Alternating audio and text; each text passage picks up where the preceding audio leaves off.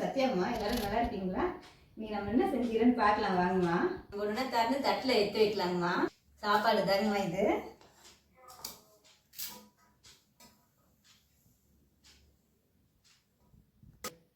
பையன் காலையில் கஞ்சி குடிக்கிறதால கொஞ்சமாக தாங்கம்மா சாப்பிடுவேன், அதனால கொஞ்சமாக தாங்கம்மா போடுறேன்.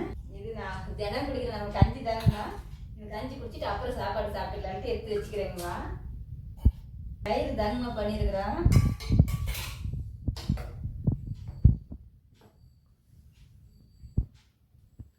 இது வாழைக்காய் பொடி மாசு தாங்கம்மா பண்ணியிருக்கிறேன் இன்னைக்கு. தயிர் சாதத்துக்கு இந்த வாழைக்காய் பொடி மாசு நல்லா இருக்குங்கம்மா. இந்த மாதிரி பண்ணோம்னாக்கா இது கொஞ்சம் எடுத்து வச்சுக்கலாங்கம்மா.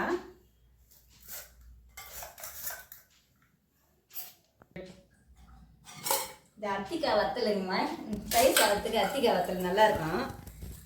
இது கொஞ்சம் வச்சுக்கலாங்கம்மா.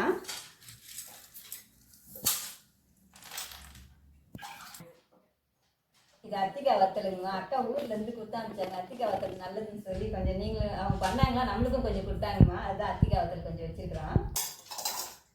நம்ம அவரைக்காய் தாங்கம்மா சிறுபருப்பு போட்டு ஒரு கூட்டு மாதிரி பண்ணியிருக்கிறோம். தயிர் சாதத்துக்கு ஒரு கூட்டு வந்தால் நல்லா இருக்குன்னு சொல்லி அது மாதிரி பண்ணியிருக்கிறோங்கம்மா.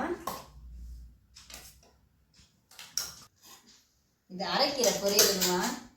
அரைக்கீரை வச்சு ஒரு தேங்காய்லாம் போட்டு ஒரு பொரியல் பண்ணியிருக்கிறோங்கம்மா.